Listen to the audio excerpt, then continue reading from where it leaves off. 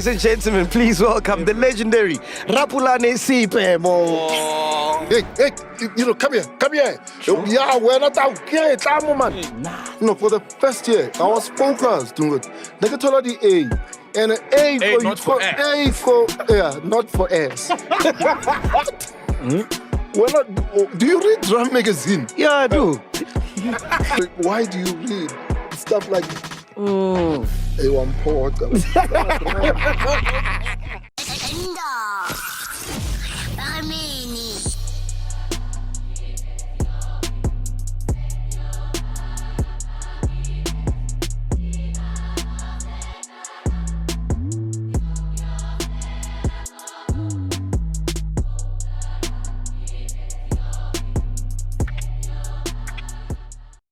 Ladies and gentlemen, it is an honor to introduce our next guest, Sopenduka. Am I right in saying that this guy is probably the most recognizable actor in the country?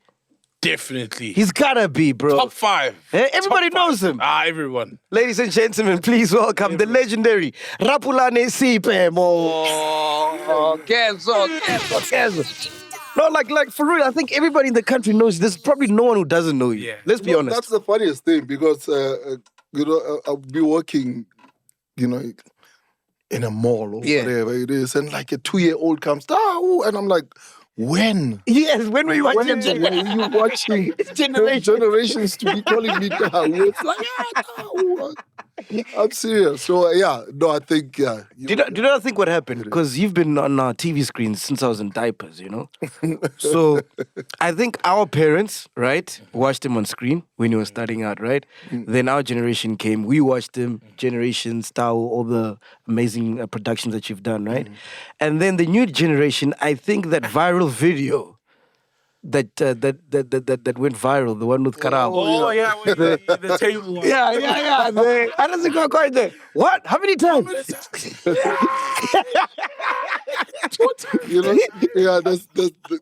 there's like this chicken thing that they did where this guy was showing me his son. On video, his son, and the son is sitting there watching this the commercial on television and just waiting for. What are you teaching your kids? And I'm telling you, it's like once, twice, 3 times. So that went viral, and I think that introduced you to the younger crowd, to the younger audience. I think that's what it is. That meme, Your character, Tao, on Generations, I think everybody knows you for that. Like, even till this day, I'm sure when people see you, they still call you Tao. Yeah. Was that character a gift or a curse? No, it was a gift, actually. Because more often than not, obviously, you meet up with people who really appreciate the work that you do, but in a not so sensible manner, Sometimes people come up and they're like, and then you're like, okay, fine. Are you saying you appreciate the work that I'm doing? Oh, yeah. It's like, and it becomes muddled up. But there are those people that comes in, they come in and they are like, you know what, we appreciate what you do. The fact that you visit our, dining rooms and lounge areas every night, the work that you do, we are really, really appreciate it.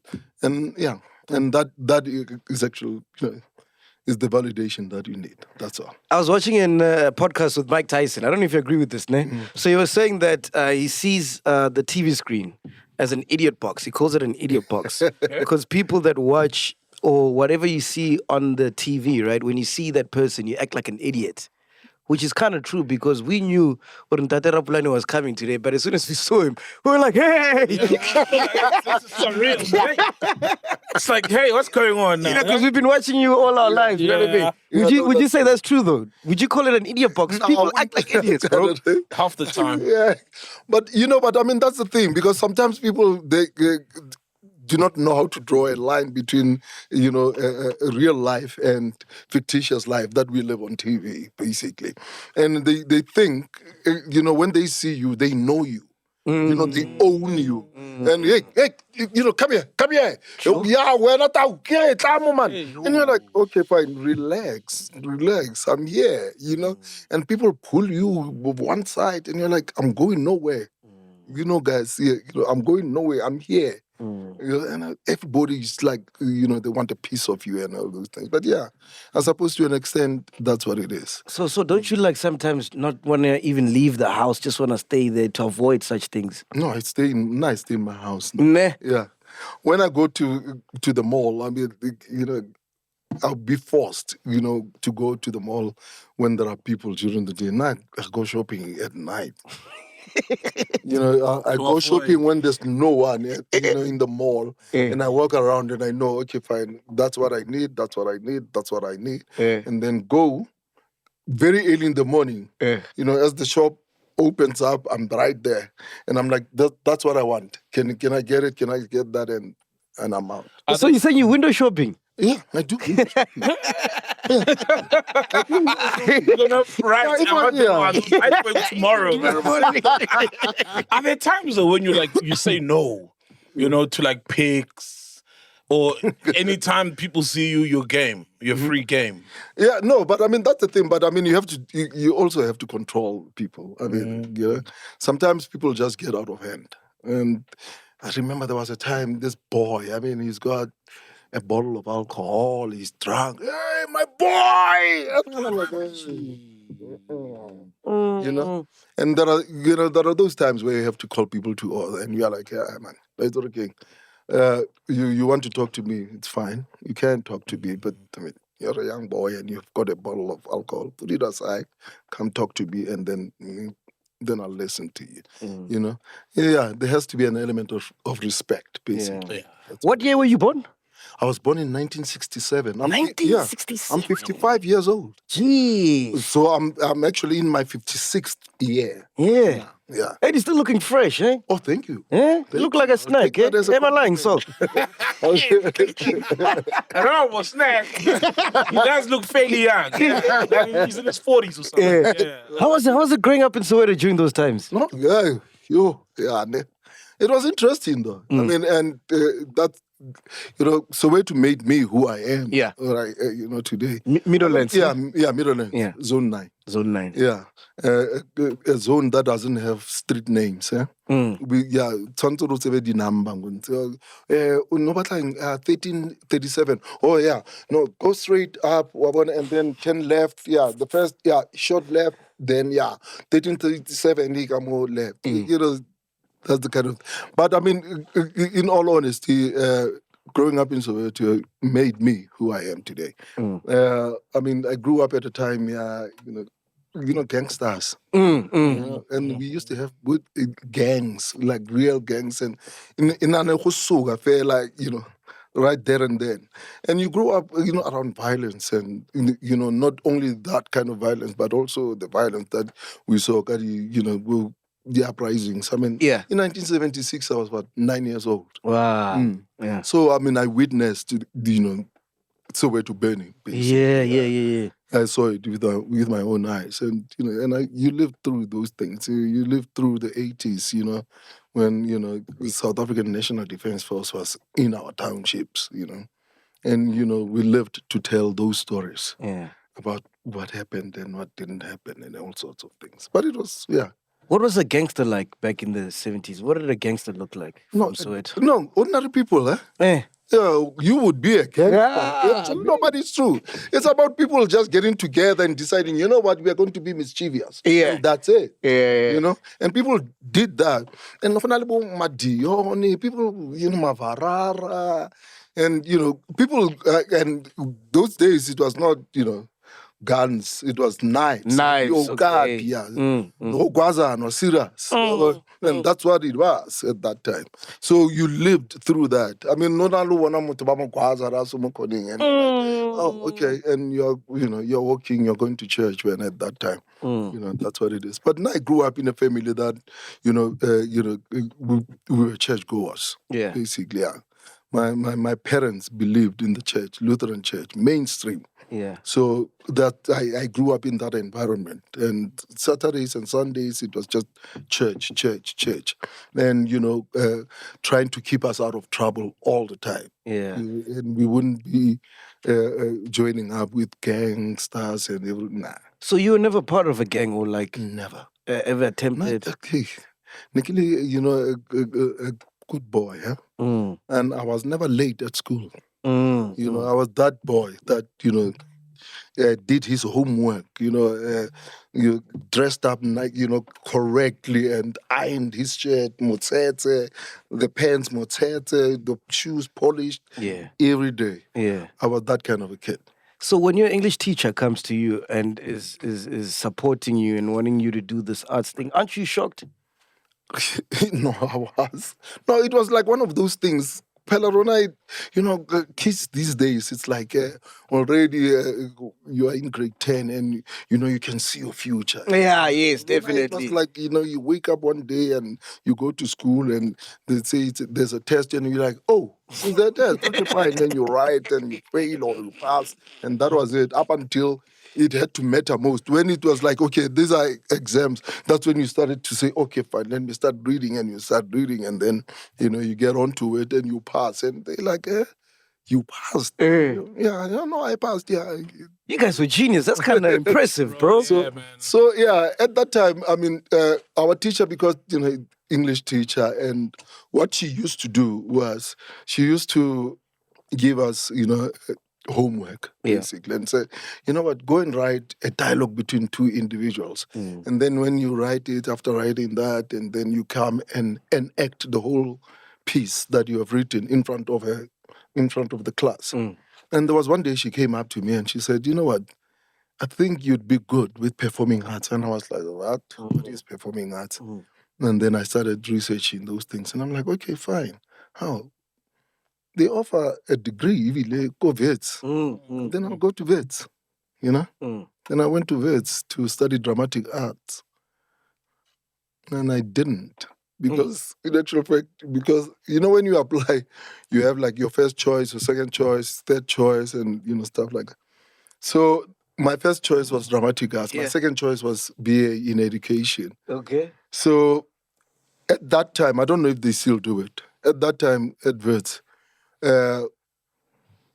dramatic arts was a professional degree. Okay. It was termed a professional degree. So you had to go through an interview process before they can admit you. So it's like this one, interview where all the teachers, in the faculty are present and they ask you questions and stuff like that. And I mean, it's like it's a hall, And, you walk the green mile, basically, towards that chair. And everybody's sitting, in front and, and they ask you questions. And they asked me questions like, do you know who John Kani is? And I was like, no. Yeah, I didn't at that time. I mean, all I knew was Gibson Kent. In all honesty, I knew Gibson Kent and I knew, I have the talent to act. But, and, they asked me questions like those and I was like, and I was not admitted. So I got into BA in education, which I failed. Basically, I failed 2 courses, and I was like, no, man, I need to get to that point. So how do I do it? So I went to drama school, and then varsity again, and came back ultimately to study masters at Wits University. And I looked at Malcolm Pecky. Malcolm Pecky was the head of that department, and I'm like, I did come here at one time. Yeah. And you refused me to enter this program. And he was like, when? And I told him when it was and who was present. And at that time, I'm doing my master's and I'm lecturing at Wits University. And I'm like, And he should have told him, by the way, I'm doing a play with Dr. Kani. No, but at that time I had done the play. Oh, yes. And it was funny because...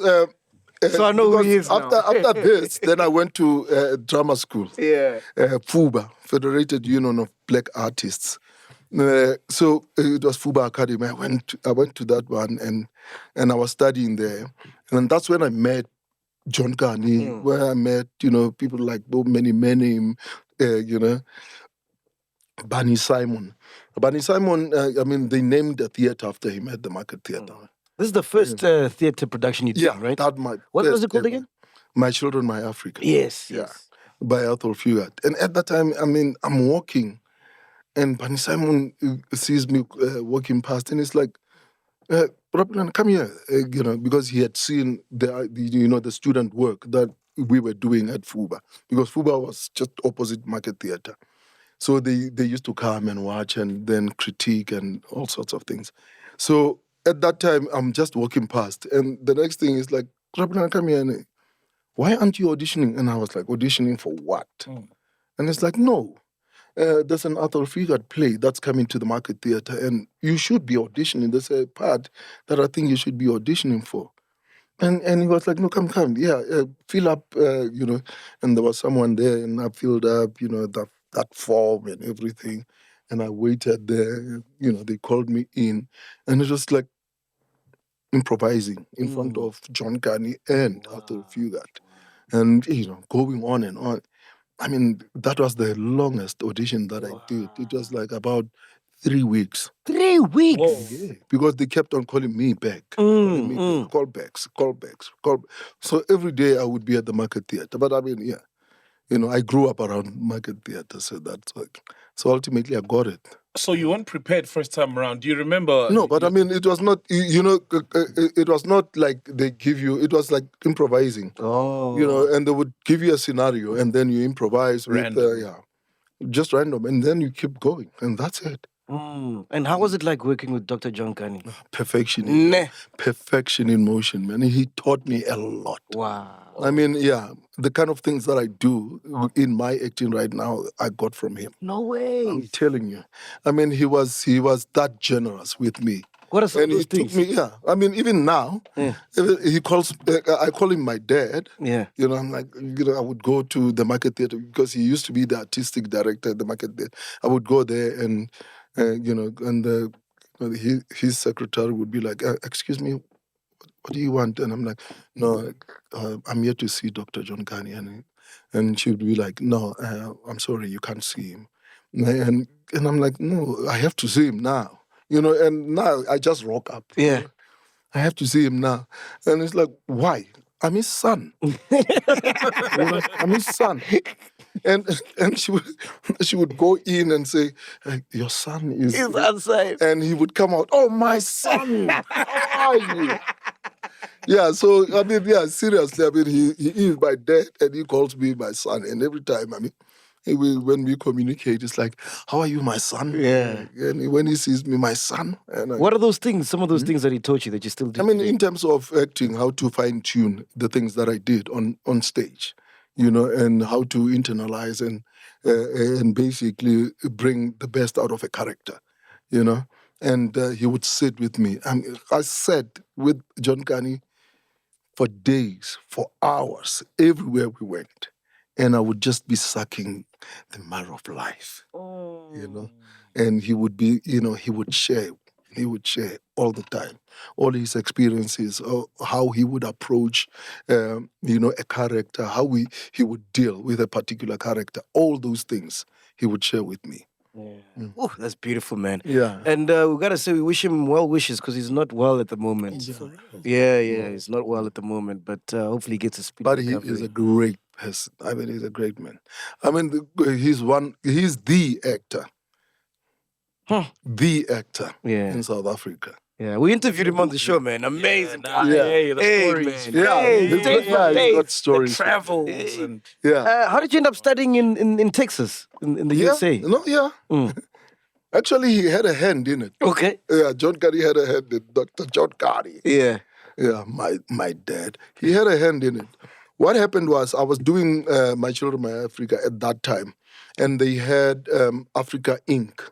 It's like Africa Incorporated Arts. It was some organization that actually took, young artists and gave them, a platform where they can go and study anywhere. Yeah. In the US. So at that time there was an opening for me to study, and he had heard that I'm interested in studying even further. From like at that time I was at FUBA. Yeah. And he was like, Rapulana, are you still interested in going, study somewhere? And I said, yeah.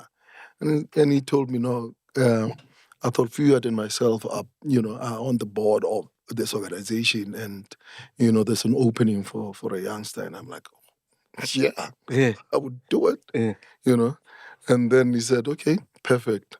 But the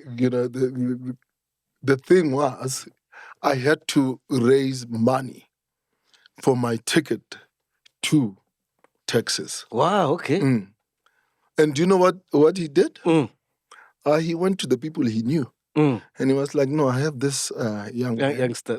And he wants to go to, and suddenly I was given a check on stage. Wow. Like covering my flight to Texas. How much was the flight at that time? I don't know. I don't remember. But $100,000. It was a lot of money. It was a lot of money because, and at that time, there were no direct flights from here to the US. So you had to go through, London and then connect from London to the US. Is this your first time on a plane? No, it was not the first time. I mean, My Children, My Africa with John Canny and Arthur Fugard. You went to England. Yeah, I mean, because we went to England, we performed in Oxford. Yeah, actually. Yeah, we performed in Oxford. We performed in London, at the National Theatre there, in Toronto. I was everywhere around here. Yeah. So I get to talk Kazi from Middlelands. When you get to America, aren't you like shocked at the culture? Are you amazed? No, I was ready for it. You were ready for it. Yeah. Okay. I landed and I said to myself, 4 years, and I'm out of here. Yeah, and the humidity and and I was like, RAPULANA, focus. You came here for a reason. Focus on that. And no Jean, because I'm not papa. I hit it. I'm not papa. Yo.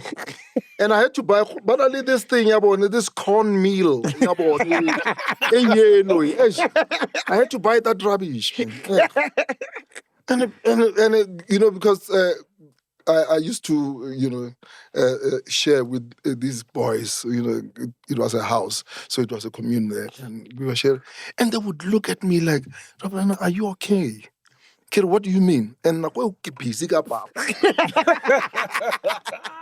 I'm like, what are you doing? Why is he beating the pot? Yeah, and not only that, like, there was a time I was doing my washing, and they're like, why are you doing this to yourself?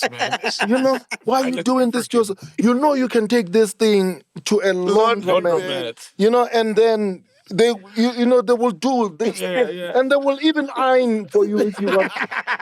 And I'm like, no, man, I'm fine. That's good. So just stay in your name. Yeah, I mean, I'm sure there were weird things. They would be looking at me and like, what is wrong with this? But it was fun. I learned a lot. I have to be honest. But you're from a very religious family, and how did they feel about it? Suddenly you're traveling the world, the acting, because I'm sure that's not what they envisioned for you. No, I mean, to start with, now, I was like, dom. I was that child. My parents kept their fingers crossed. Or at least if at all he can go through this line, tricky, maybe that, So when I told them I want to go to university and to study a degree, I'm sure they were happy, man. They were like, wow. At least, wow. Thank you. At least, he wants to go and study some. Like I was a bit naughty, actually. Yeah. I was naughty now growing up. So, I troublemaker. So that's what it was like. They were looking at me like. When you say troublemaker, no, it's hard. Yeah? No, it's hard. Nah. What's one of Sweep? So I would gamble. I mean, I used to gamble like Zwepe, Madaisi.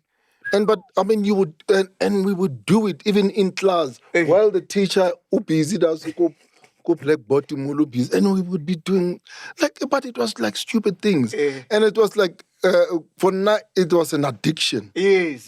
Because it kept on, and one day I woke up and I said, no, I'm not doing this anymore, and that was it. So, and that was it, and I stopped. And they would call me, "Aksathal geza right into chance." sharp, focused, Yeah. So second year when you're in America, your bursary, you lost it, I think, ne? Oh yeah. And when I was the couple, no, what happened was the same organization that took me there, ne? Yeah. It had to fold. Like whatever happened, then So, but that particular year, it was my second year. So that particular year, I was coming home. And I was coming home for like 3 months. I was during the summer break. Okay. So I was coming home for 3 months. So at that time, that's when the whole organization in FL. So they promised me, but no, when RAPULANA, don't worry, everything is covered. Your tuition is covered from here on up until Ufe. And I'm like, okay, that's good. I'm fine with it, sharp. Then I came home, chilled for 3 months. I was like, hey, load shedding.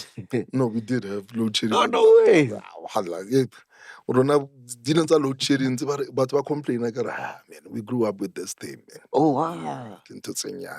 When you used to have, you used to have a blackout for like 3 weeks. 3 weeks? Yeah, it was normal. Oh. So, but the thing about it is, I came here and I chilled for like 3 months. And then I went back. When I got back, I'm like, okay, guys, I'm writing emails and I'm waiting tuition. It went quiet. Oh. Suddenly, this organization does not exist anymore. The people that I was used to communicate with, I can't reach. What? And now I'm like, am I getting stuck here? What the hell is going on? So it was a scam? No, it was not a scam. It was closed. The whole thing, the whole organization closed down. You're writing emails. What year is this? It's letters, I'm sure. I'm sure you meant letters. You said you're writing emails. Yeah. Wow, for real. Hey, when I got to, let me tell you, when I left South Africa, it was like in 91. When I left in 91, I hadn't touched a computer ever in my life. Yeah. And I got to the US and they were like, your homework, you will find it on such and such a portal. Whoa. Guy. And I had to learn how to use this thing. I mean, Macintosh. Hey. Yeah, Mac. Yeah, Apple. I learned, it's Apple, yeah. The original. The original MacG. Wow. I learned how to use a computer with that thing. And, I wanted to take a course, but the guy that I was sharing with had a Macintosh. And he was like, RAPULANA, you know what, don't waste your money. Yeah. Save your money. Or here's a computer. And no, I don't know, just switch it on.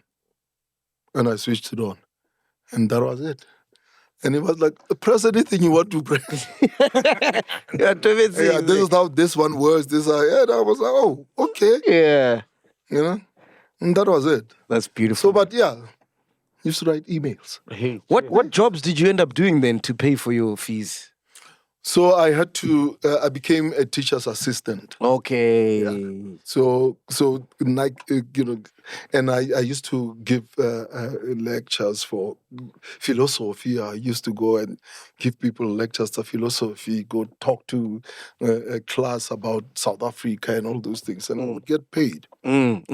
So I would get paid, and I had to negotiate with the university for me to do work for my faculty. Nice. And then and I survived, and ultimately. And as I was doing all of that, I was busy applying for bursaries. Okay, yeah. And I got one from the UN, United Nations. Oh, yes. So they gave me a bursary. And it came, like, Wabona, at the right time. Already you have paid your fees. And this money is back paid, and I bought a car. So that was my first car ever. So I was like, hey. You picked your first car in the US? Yeah, in the US. Wow, what a flex. Yeah. Yes. I bought my first car ever in the US. But that was nice. Yeah. And I remember it was $4,000 US. Wow. And then you got your degree? Yeah, and I got my degree, and I got an offer to go and be an artistic director at a theater in Chicago.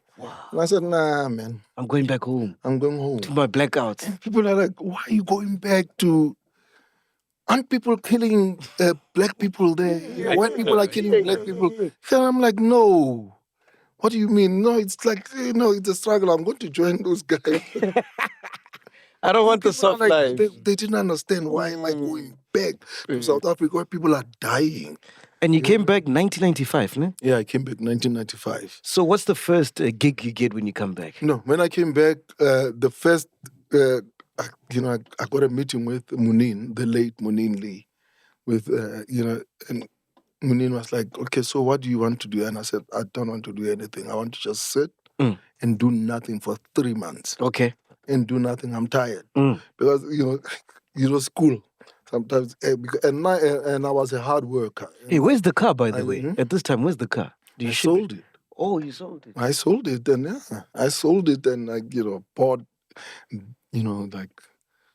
music system, nice with 5 discs, 5-disc player thing, and I'm like, I shipped it. And then and some morons by who's are writing. These guys, do you? I wish I wish I was there when they were stealing, from my house. I wish I was there to tell them, guys, let me give you a story about this. This thing. It's Wakuka. Yeah, they stole that thing. Fuck this part. No ring, come up. Also, Unwana, that side you didn't have. I mean, no, for the first year, nothing. No, for the first year, I was focused. Negatola the A. And A not for ass. Not for ass. A serious. For real. A plus. For like A plus. Coco US is between 80 and 90. Yeah. I mean 90 and 100. So I was under 95 A minus. I was above 95 A plus. Like I was gunning for the A plus all the time. Like focused. Oh, I was focused for the whole year. Seriously, no woman, nothing. Fantastic. Yeah.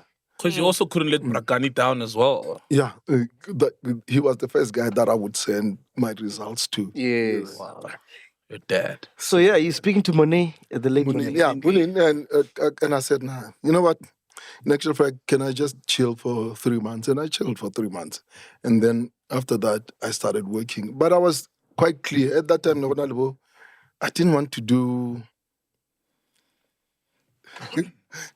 mediocre stuff. I didn't want to do mediocrity. And actually, I was serious and I took my craft very serious. Yeah.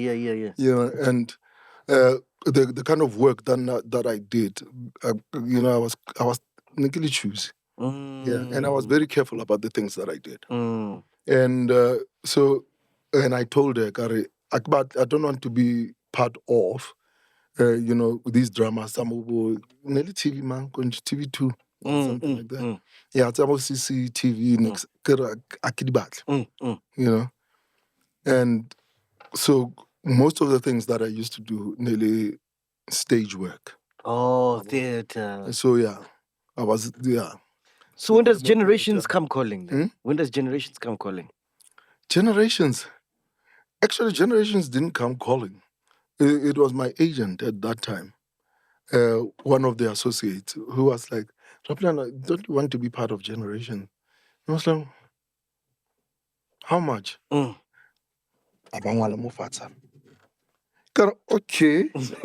that's interesting. I think I can do that. Okay, fine. I'll go and talk to them. Yeah. Then, I think after a month, that's when they called and they said, they want to see me on screen and everything. And I went in.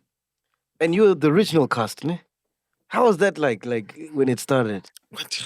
No, I was the original cast for ECD, actually. Oh, yeah, you played a minor. Yeah. One of the minors. In ECD? Yeah, his first big role for the longest time. Yeah, Gottlieb.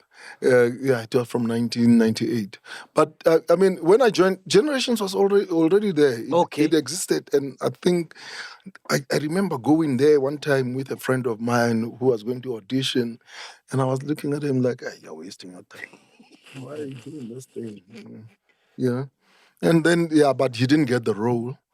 So, and at that time, I got the role, and it was like, what? Who is this guy? Oh, fine. And at that time, it was not this thing, multiple languages. Oh, okay. So it was just English. English, okay, yes. It was just English. Mm. So generation was just predominantly English. Mm. And then, I went in, and they saw me, and they were like, they started writing the character and everything, and I think they liked it a lot, and they and they liked what I was doing with the character.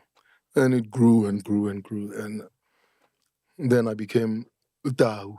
Yeah. Mm. And how did you manage to stay on it when everybody else was getting fired? What do you... when everybody else was getting fired? Yeah. So was that exodus of the actors not being happy? Of not being happy. Okay. Now, you know what? Let me tell you something. Every little thing that I do it because of the love that I have Of course. for this craft. That's the first thing. And I need to enjoy it. I can't stand the fact that someone is going to be sitting on a couch watching me on television or, on the big screen, enjoying the stuff that I did and my memories of that stuff when I was doing it, were horrible. No. Now, everything that I do, I'm having fun all the time. But most importantly, it better be worth your time. My time. Yes. So money comes into the equation. Play. Of course. So that's the first thing. Money. That's what it is. Now, if at all if at all you don't offer me, we agree to disagree. It's fine. So what if the money is good but the production is mediocre or something that you don't? I won't do it. You won't do it, no matter how much. No matter how much. Have you ever done a production which you thought was going to be nice, and then? I've never done a production where, I thought it ended up being horrible. I go in. I mean, there are certain productions that I became part of, but at the end, I'm like, I'm out. Yes. So that's what it is. So what needs to happen where you like, okay, cool, I'm not doing this anymore? Respect me. Respect me and respect my, my craft. Nah. Yeah. It's very important. Yeah, it's very, very important. I mean, sometimes people do things just. Yeah. And I don't. Yeah. I go all in. Yeah. Which soapy would you say is your favorite out of all the ones you've done? You've done so many. All of them. All of them. No, but you know what? My favorite would be Isitingo. Because Isitingo was, Pumla Hopper, who is, I think she's, who was actually, when it ended, was the executive producer for Isiting or supervising producer, whatever the title she was. And I went to her office one time and she showed me the first ever episode of Isiting. I was like, wow, this is beautiful. And at that time, I mean, Isiting was hardcore. It was, you could see on screen the grit and the roughness and you can even you could even smell what you are watching. So it was nice. And movies, you've done so many movies, man. Yeah. Movies, you know what? I mean, I will tell you because these ones, I co-produced with Kenneth and Jen Turner. My favorite is White Wedding and Paradise Top. No way. But yeah. Not even Jerusalem. No. Yeah, because I'm biased. That's what it is. That is my your baby. Yeah. Those are my babies. So Jerusalem. Yeah. It was lovely. How did you become friends with Kenneth and Kosi? I was actually with them last week at the airport. Yeah. Kenneth you used to attend the Market Theatre Lab. Okay. Yeah. Used to go there. So, not because, when I came back, I used to hang out a lot, go Market Theatre and, You know, and I used to visit Market Theatre Lab and stuff like that. That's when I met Kenneth. And we became friends, and we've been friends, you know, tight. Yeah, still best friends. And you guys own a production house together, ne? Yeah, we Stepping Stone Pictures. Yeah, that's the one that produced Just White Wedding. White Wedding and some other stuff. So when do you decide? Because it seems like everybody's doing this, where the veteran actors and actresses start their own production. Looking at how's Connie Ferguson, who's doing Love and Hip Hop again? Sonia Mbele. Yeah. When does that transition happen? You know what? I mean, acting. I think more especially here in South Africa, it's not sustainable. And yeah, it's not sustainable. And also people kind of like they treat actors like just, you know, a piece of furniture. More often than not, you know. I mean, you have to demand respect, and you know you have to fight for it. And for people like Bo Koni, Bo Sonia, Bo RAPULANA, you know, it should be a given. Yes, You know, it should be a given for you. You've earned the right, yeah. You know, you've earned, yeah. The kind of things that Bo Denzel Washington are doing, 100%. you know, overseas and stuff like that. And Bone, they are also given, you know, that support. That, you know, and people are like, and I cannot know, South Africa, people like that thing. I mean, look, I have another chanceling. What does that mean? Open up the industry. Open up the industry. Yeah. But I mean, I'm like, Squeeze it you know, in. I'm 55. I can't be competing with a 20-year-old. Really? How is that possible? You know, but I mean, it's about now also because, you know, you've been, you know, in this industry for such a long time. You feel, or you know, there's more that you can give. Than just the roles that you create on screen or on stage.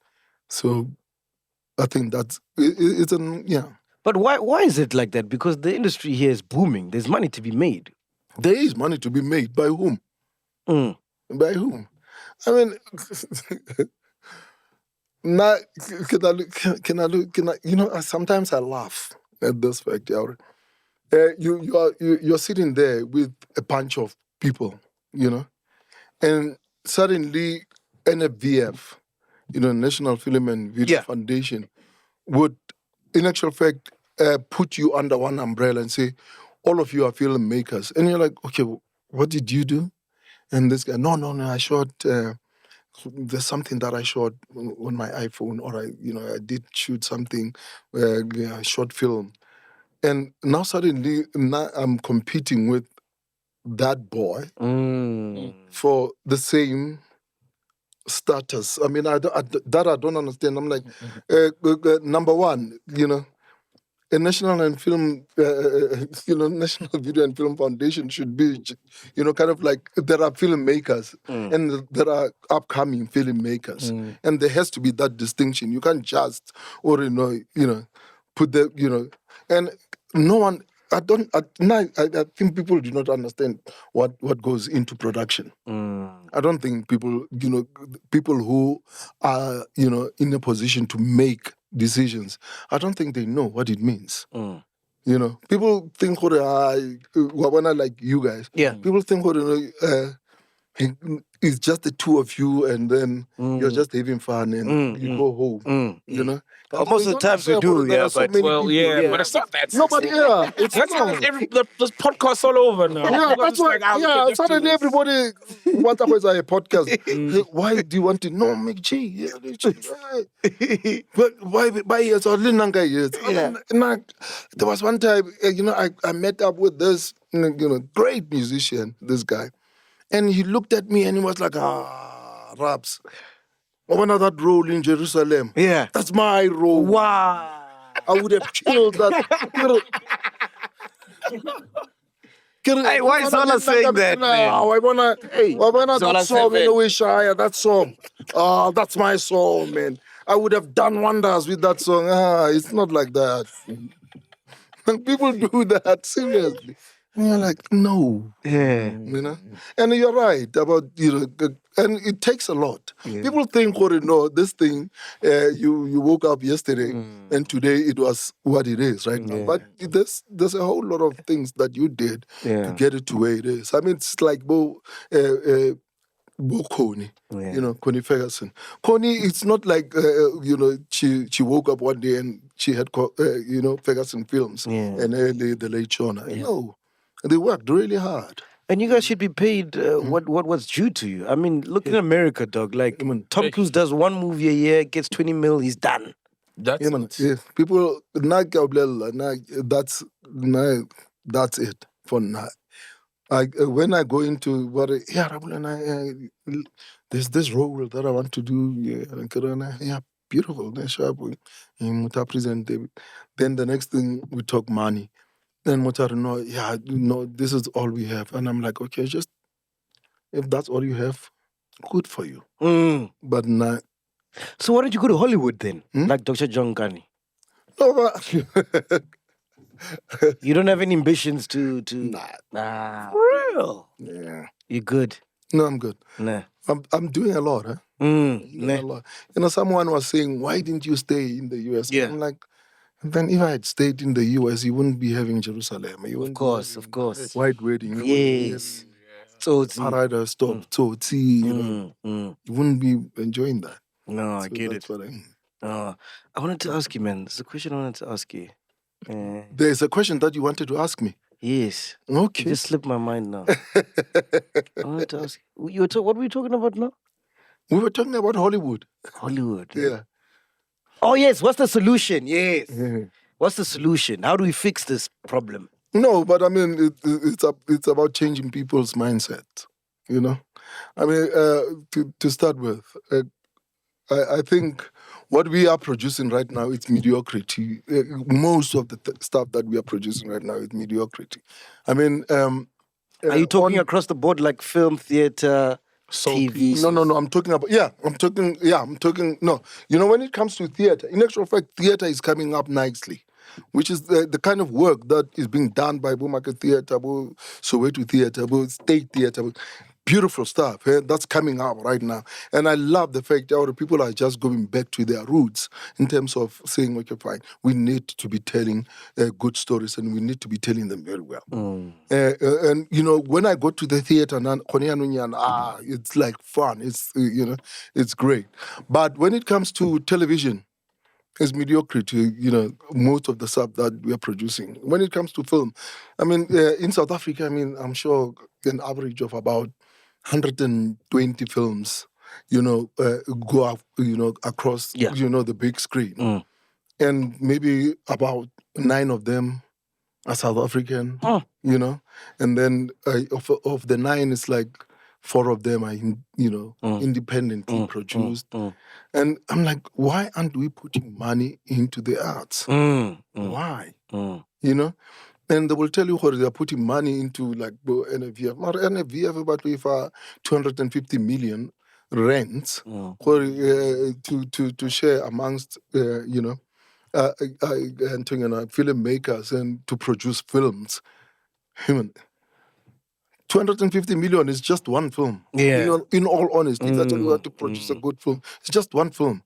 And happy, we end up kind of like trying to rob Peter just to pay Paul because, there's no money.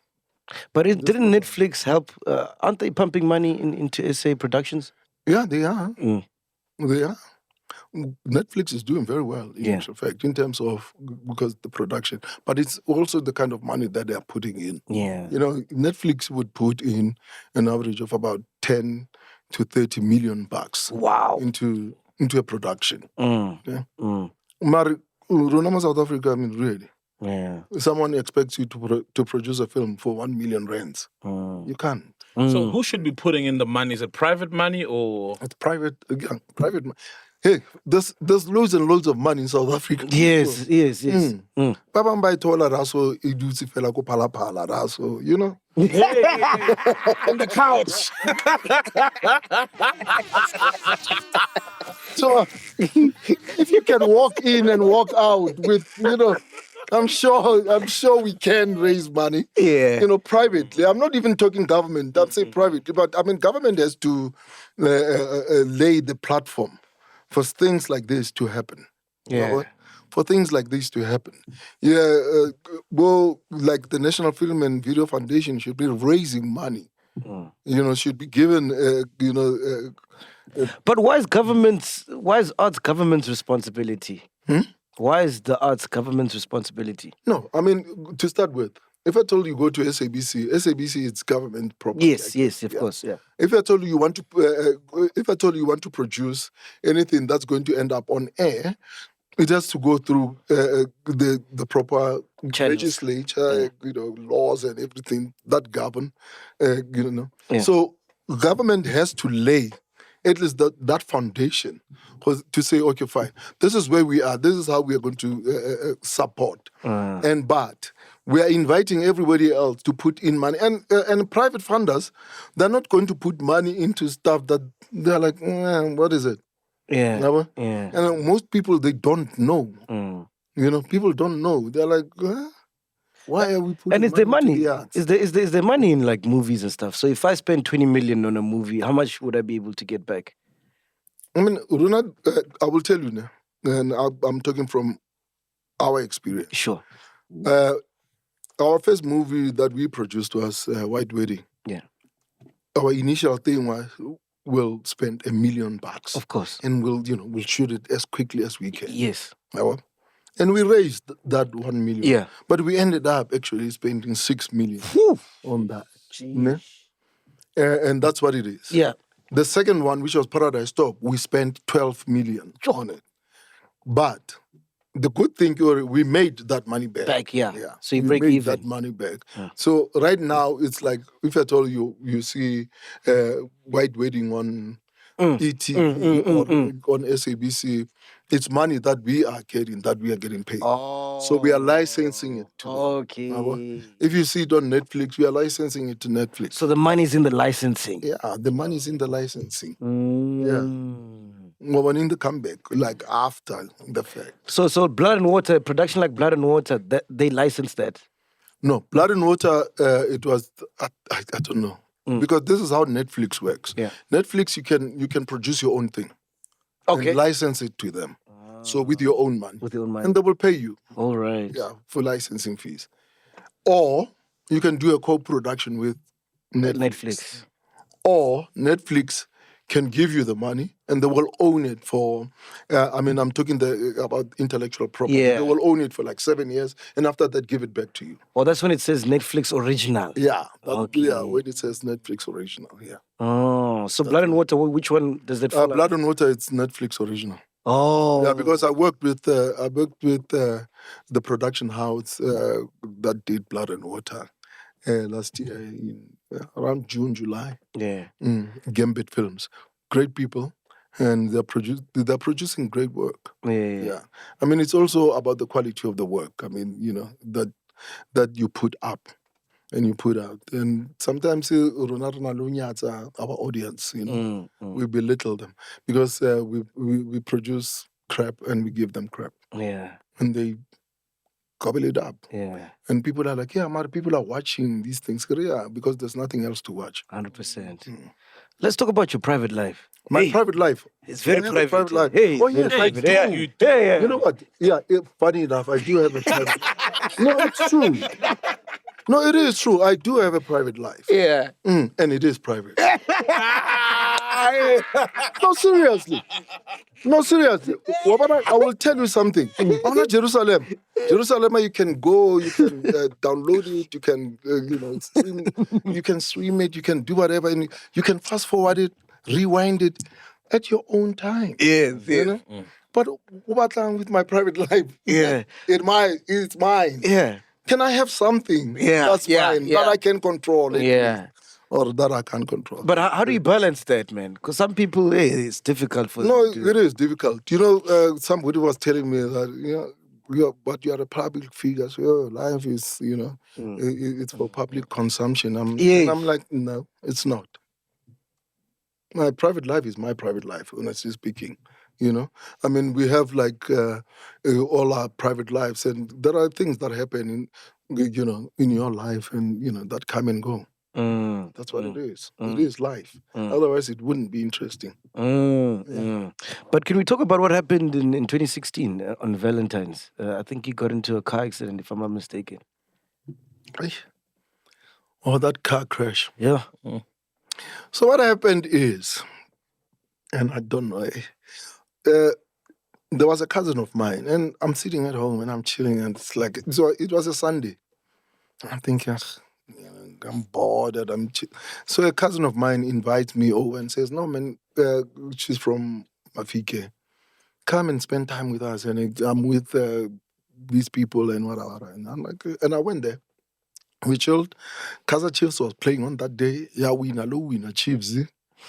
I mean, that was like one of the rarest moments.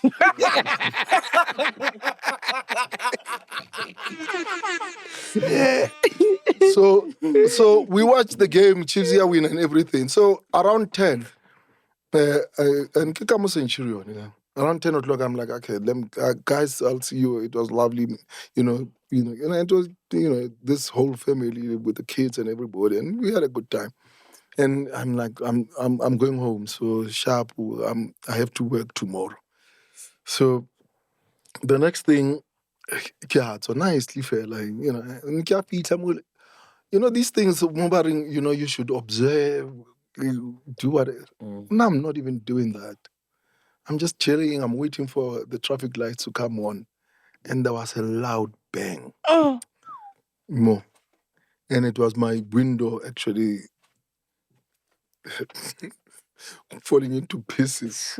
And I'm thinking, what the hell is going on?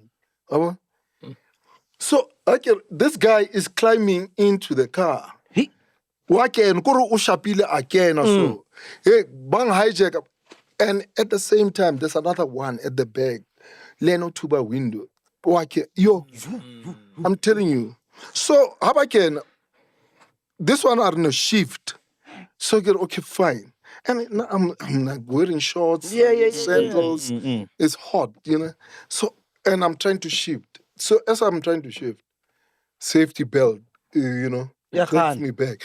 So as it jerked me back, it was an automatic, that car. I just put my foot on the floor. Yeah. And that was it. Sure. That car was flying, yeah? It was flying. And it's one of those things, so, you know, the on-ramps that go under the bridge. It's one of those. And I'm sure that curve, I was driving at 200 kilometers as I was going. And going on to N4. And the guys fell. N14, actually. The guys fell. No, they didn't fall. They're inside. At that time, they're inside. And at that time, now my head, I'm pumped up now. I'm telling them where to get off. You know what? In actual fact, it's a good thing. Today, all of us are going to die. All of us. So, and as I'm driving, and this guy's going like at 200. No, even 260, I think. I've got the you know, how about the metal on the floor? And you're ready to die. You're ready to die. Yeah. And I'm holding off this other one who actually won, because so I'm holding on to this thing. So, was Tunya, I think, realized who I was. Not in my head, that's what I think it was. Realized who I was. And he was like, yo, sorry. And at that time, I don't know, stop a koloi raise. And I'm thinking, have you ever seen N14? N14 doesn't have street lights. Yeah. It's dark, that thing. There are no trees. Like, I realized, because I wanted to hit a tree with that car. I wanted to drive onto a tree with it. And I'm driving. And as I'm driving, this boy is like, no, stop so that we can get off. And I'm thinking, these boys are going to kill me. If I stop. You know what? I'm not stopping. If you want to get off, you'll get off. So as I'm driving, the one at the back jumped out. Hey!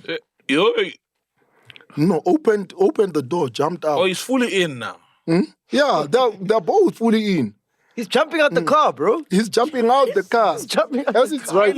So this one, I don't know what he did. Or this one, I don't remember anything after that because the car went.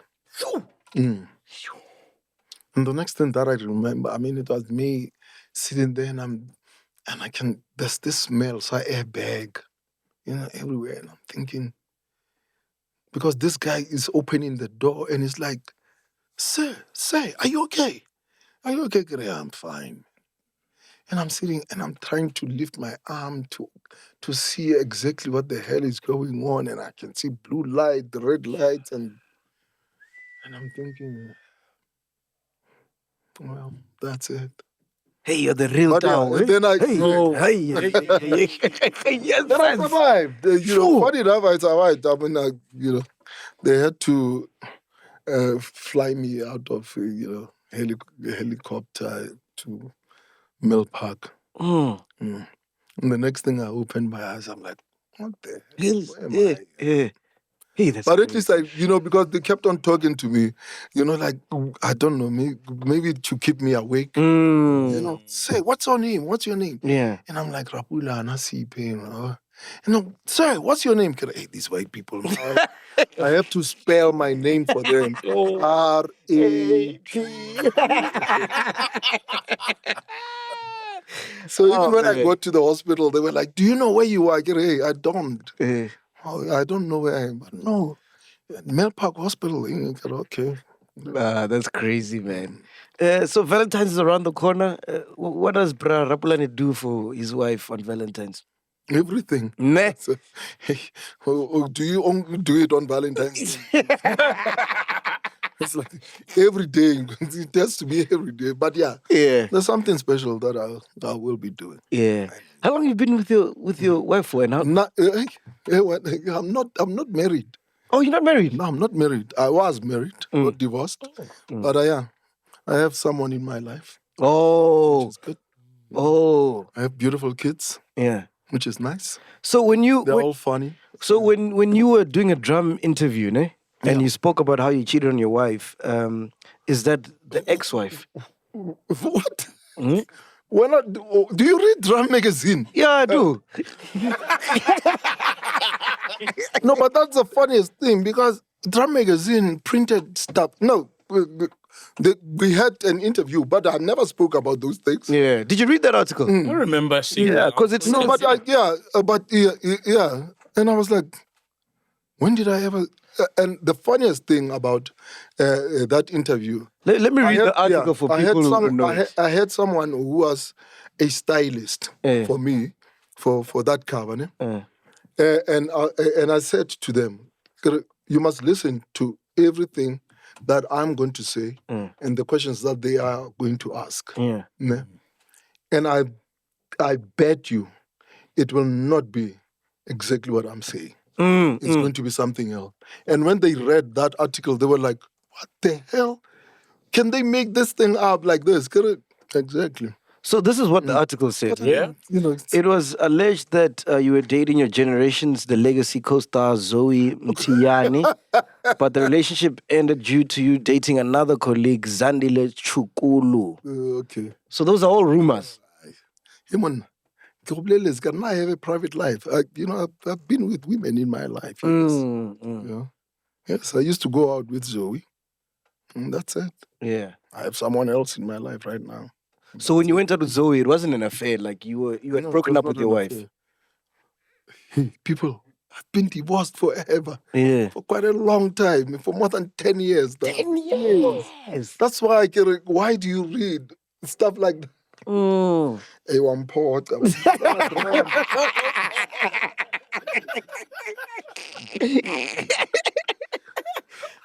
So I get if I had known, I wouldn't have come. This guy and Drum Magazine. You get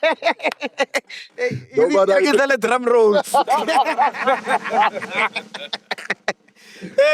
No, it's always good to ask, and hear from the horse's mouth. It's a good thing to ask, and it's a good thing to hear it from me because I'm telling you, the one thing that I've learned about journalists and also articles that you read you know, half the time they're not true. Mm. You know, Why is that? I remember, you know, when we were starting up, you know, young as we were at that time, and you try by all means to appease journalists. You Yes, try yes. by all means, you know, to be fair with them. And the things that they write is just out of this world. I mean, there was a time I remember, you know what, because we had gone to some event. Yeah. And Nakinali Kenneth, you know, because he's my friend. Sure. Now we were suddenly gay. Hey. Whoa. You know, okay, fine. What should we do? Okay, no, maybe we just fell out. No, you know, we should just hang out with other people. Yeah. We're hanging out with other people.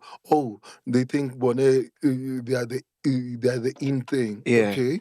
Let me try her and sit still and not do anything. Oh, he was just sitting there, not doing anything, not talking to anyone. He thinks he's like He's arrived. yeah, Better than you know, like Yeah. better than everybody else. You know, who does he think he is? And I'm like, really? Because they are going to write now immediately. Now somebody from Sowetan calls, somebody from Sunday World or Kanakin City Press calls. I just dropped the phone because whatever it is, they will write it and they will write it any which way they want to. So with the Drum magazine article, right? If they wrote stuff that you didn't say, can't you sue them?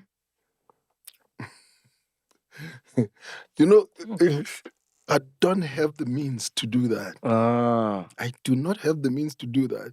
I remember, you know, there was Kenneth was, you know, like angry about something that they had written and Sowetan Sunday World. And Nasisalata, you know, Zolama Javu. And, you know, I want to. These guys, born. That's their job. Yeah, that's how they get paid. Yeah, because they have lawyers, to the hilt. But in bow, they're meant to make sure guard against stuff like this. So with stuff like that happening in the industry, are you happy or are you glad your daughter's venturing in the same industry as you? No, but I mean, you know what? Let me tell you something. There's nothing I can do about that. You know, my kids will do whatever it is. Yeah. They do. And I will encourage them and support them in everything that they do. You know. Yeah, but you know, you have to always guard against, you know, things like those. Yeah. And you have to be strong enough to withstand. But did you always see or she's gonna be in this arts thing? Hey, let me tell you, the first role, nearly more Paradise Top. Yeah. And it took, you know, all the strength that Kenneth and Jen had. Okay, you can use her in this, you know, because I didn't want her. You know, I'm like, no, my kids should just go to school and they will decide what they want to do. You know, but yeah, she does have. I suppose my genes. Why didn't you want her in acting or in the particular movie? No, I was like, she was still young, you know, and I'm, you know, and you know, kids get, easily excitable, you know, the little things, and I didn't want her to go into this thing and think, it's all, you know, glitz and glamour. It's not like that. And I still listen to music. Yeah, I do listen to music. Yeah. What are you listening to at the moment? What am I listening to at the moment? What am I? Let's see. Because I know you love Bongo Muffin, TKZ.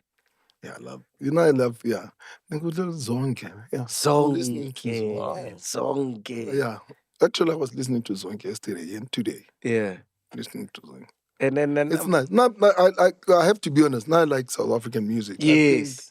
South African musicians are talented, and I'm talking about everything. My piano or you know, soul music, and I mean people like Judith SEIPHEMO. You know, they have beautiful voices. Zonke. I mean, really. Yeah. Yeah. So didn't you Can't be lose your some of mind that. back in the US? Because I mean, what were you listening to then when you were still in the US? I used to listen to Aretha Franklin. Ah. And I used to the listen- soul stuff. Yeah, I used to listen to Aretha Franklin. I used to listen to classical music, Yeah. Beethoven, Nebo, Mozart, you know. Whoa. When I was studying, I used to listen to stuff like that. Oh, that's amazing. So I got a couple of questions before you go, ne? Yeah. That I want to hit you with. So these are 5 questions. First thing that comes to your head, you must just tell us that. Okay. Are ready? Okay. What shows are you binging on Netflix right now? Ozark. Oh, yeah. Ozark. Love Ozark. Dope Is it show. coming back? Another season, ne? I don't know. Yeah, I hope against hope. Yeah. Oh, Ozark is brilliant. Yeah. Yeah. What does your DVD collection consist of? It consists of South African, loads and loads of African music, actually. Oh, just music. Yeah. Okay. But nice music. Yeah. Akunabudi DVD skin to Zakhali.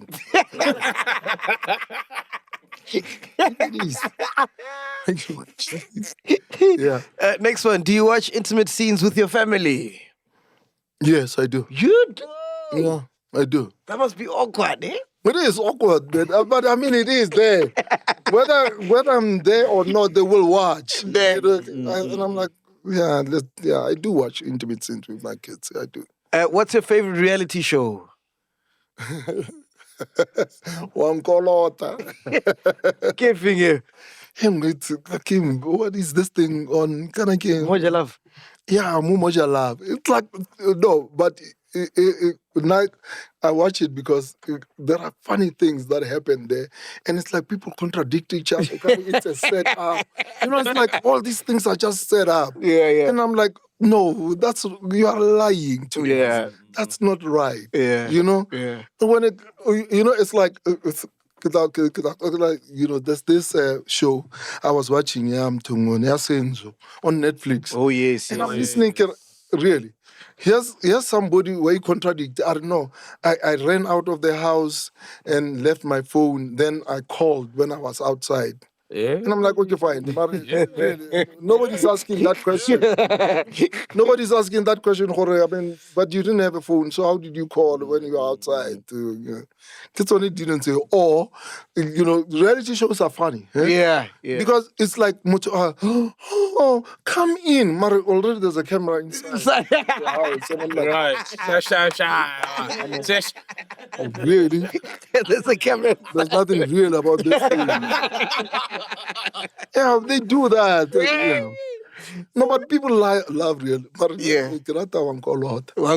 I was checking. Have you seen the song? It sounds like people getting their money back. Yeah. And I haven't seen it. What are you reading? You know, I love scholastic books. Right now, what am I reading? You won't believe this. I'm reading the Constitution in Botswana. Whoa. Why is that? Because there's something that I'm doing right now. Oh. That needs, yeah.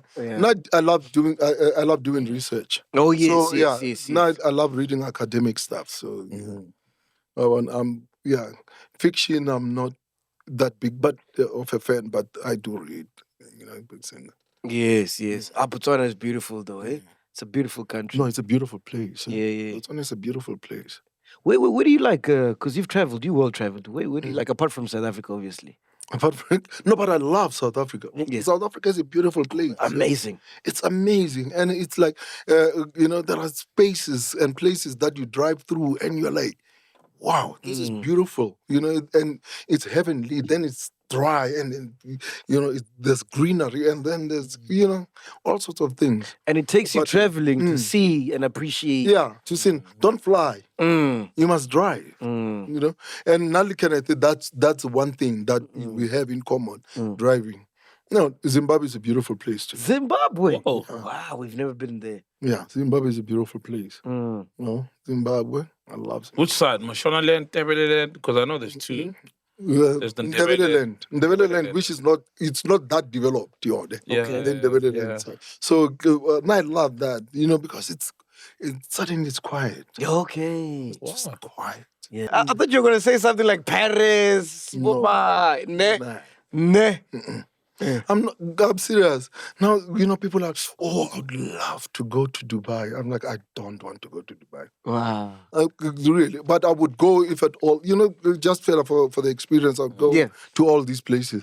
But no, I don't see like, you would love to go to India, and experience the food. I'm like, I don't want to go to India. So I don't want to go to Paris and sit there and suddenly the Eiffel Tower. I mean, there's so much. There's so much that we have. And I'd love to go to Paris. Have you been to Botswana? No. Botswana is too far. It's 3 hours. It's 3 hours to Botswana. 3 hours, you are in Gaborone. Yeah. Yeah. And they're like, seriously? Yes. People. Lesotho. Have you been to Lesotho? No. Swaziland? No. Okay. Mozambique?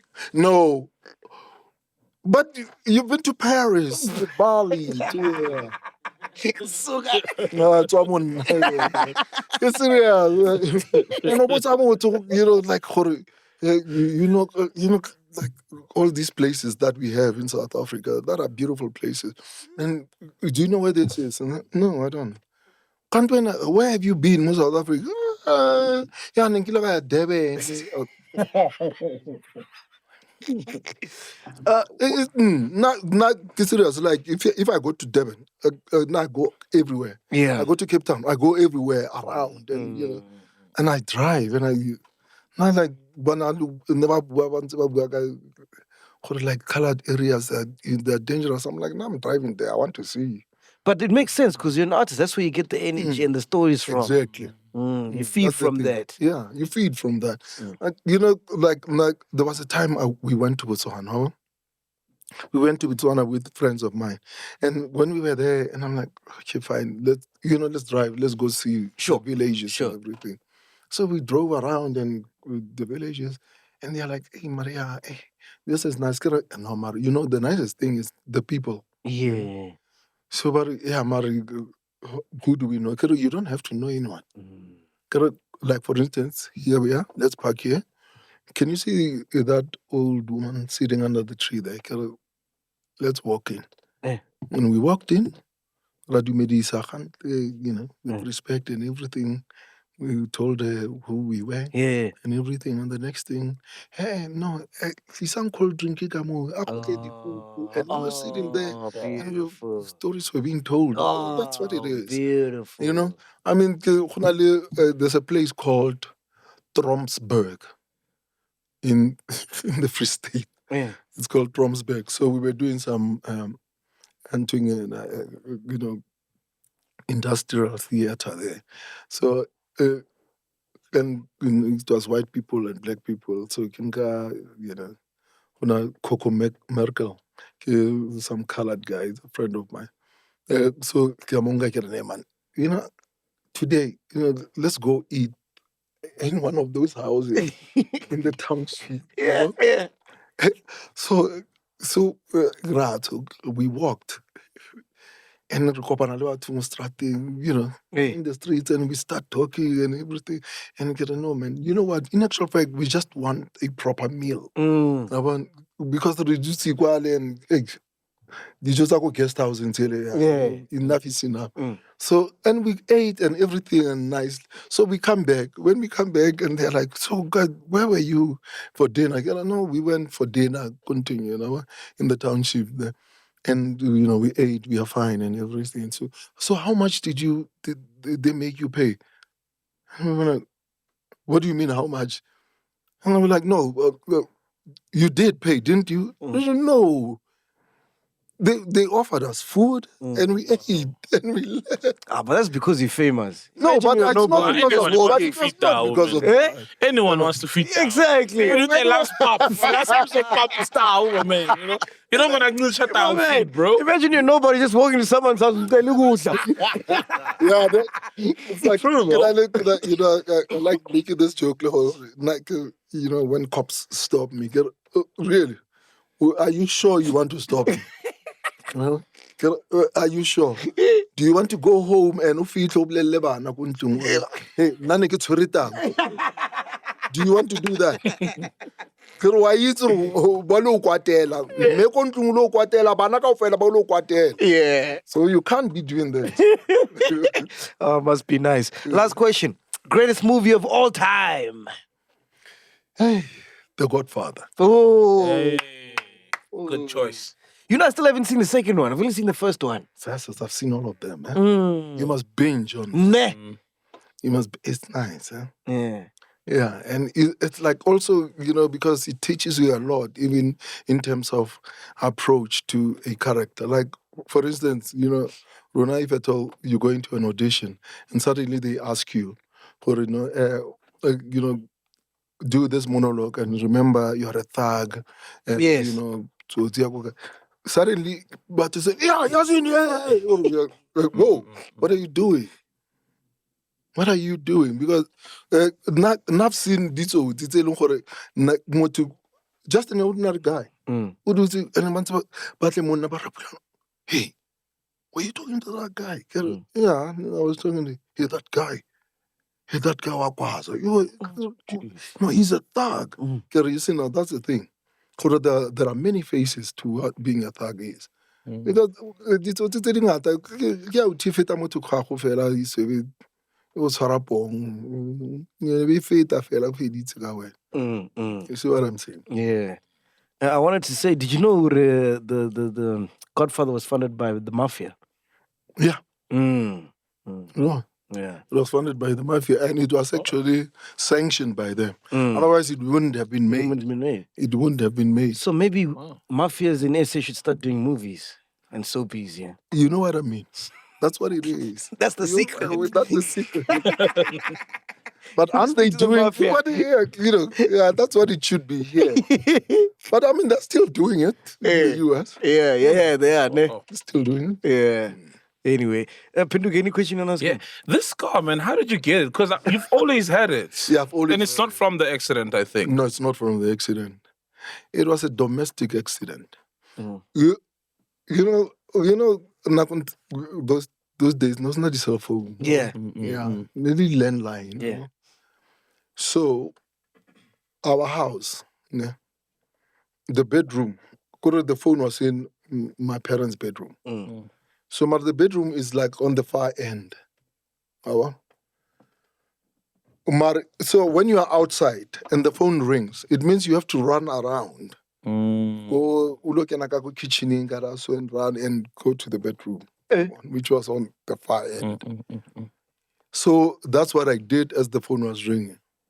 But as I was flying, across the bed to go grab the phone, and I realized the person had dropped it. I went mid-air.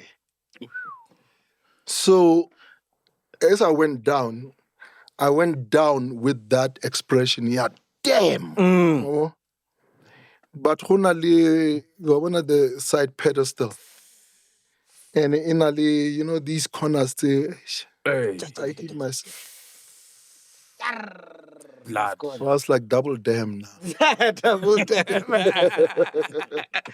it worked because you look like a gangster. Yeah, well, it works. Yeah, it worked.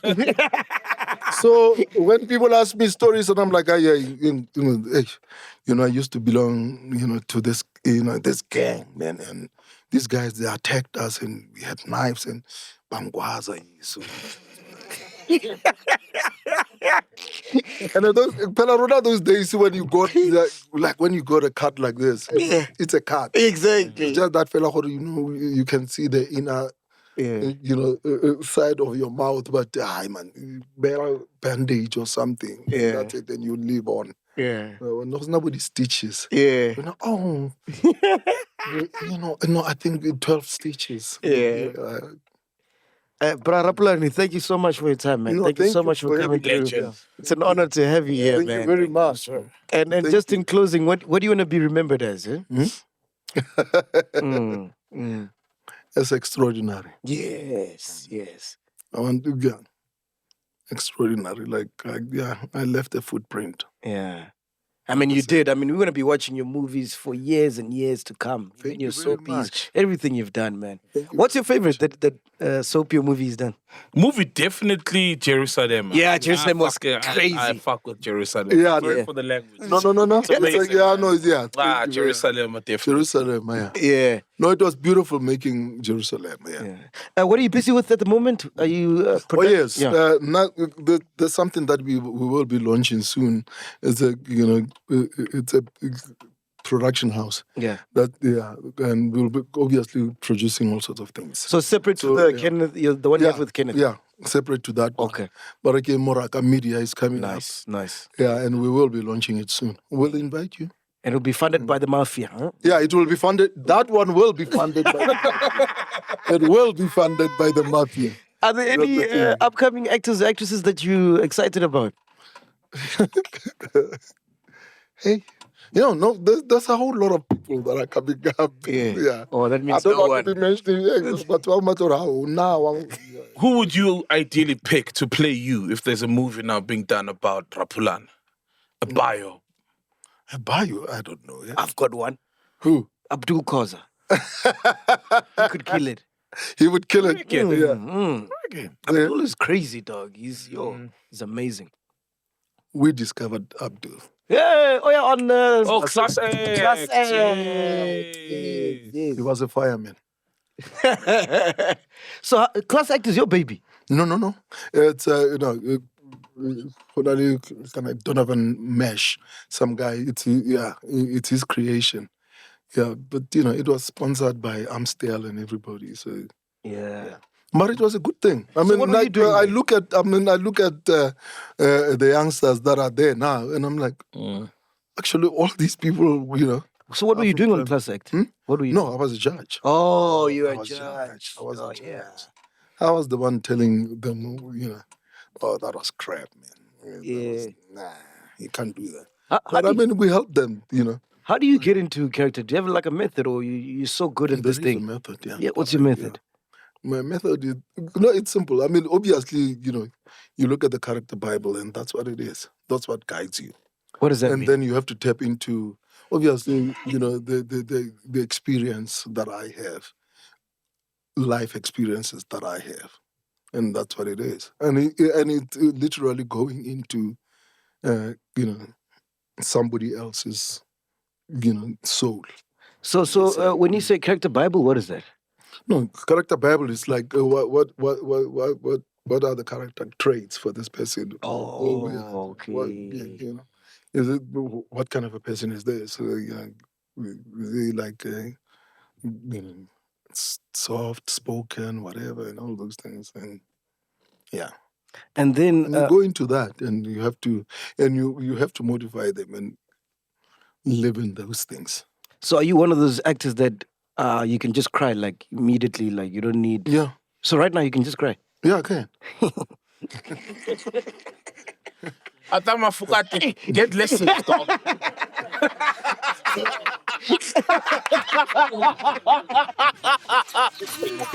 What was that? Okay, fine. What was that?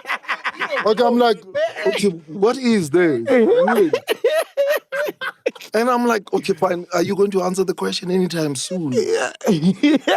What was that actually? Hey. Yeah? Hey, I don't know, I think that he man. wanted to cry. Was it real? No. It didn't looked wanna like cry? PR. No, it looked like PR. It looked like, you have to cry. R. Kelly style? Yes. No, don't do that. Why haven't you gotten money from Lotto? Everybody's showing. No, And I'm thinking, where was I? No, seriously. Lotto, to easily get money from it. Yeah. Where you go and you play the Lotto. Can't you know? There's another way. Don't buy the ticket. Don't buy the ticket. Yeah. You're wasting your time. Then I'm stopping. I'm stopping buying these tickets. Yeah. Ladies and gentlemen, round of applause for the legendary RAPULANA SEIPHEMO. Thank you so much, sir.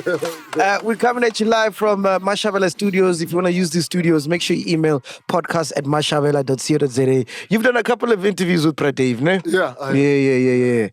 Do you prefer podcast interviews or radio interviews? Because this is your first podcast interview. Yeah, done, this is my first. Yeah. You know, like, there are those people in the radio interviews which there are those people that don't pay attention to. Actually, because there's like There's yes. You know, there was one time, some guy. I'm not going to mention his name. And Neluko YFM, and I was like, why did I come? Why? For this interview? I was seriously, because number one, he would ask you a question, ne? And then when you start answering the question, he's doing something else. You know, he's doing something else, and he's like on his laptop, and he stands up, walk, and I'm like, and I'm thinking to myself, should I just keep talking and talking and talking? When was this? So that we can. I am not going to say what you say. What I give mad. I don't. Like, if I told I would get an invitation, but again, I'm going to say flatly no.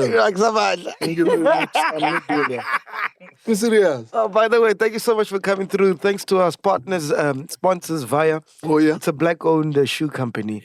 They've got a sneaker for you. Thank you so much. Oh, thank you very much. Yeah.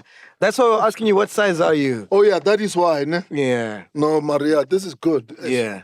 Plus, let me see. Can I get this South African shoe to put on another South African shoe? Yeah. But as long as South African, we're happy. Yeah. No, but we have to gut jealously the things that our, people produce. Yeah, man. Yeah. Thank you so much. Thank you. Man, I'm going to tell my mom I was with her. And I'm going to be so jealous, man.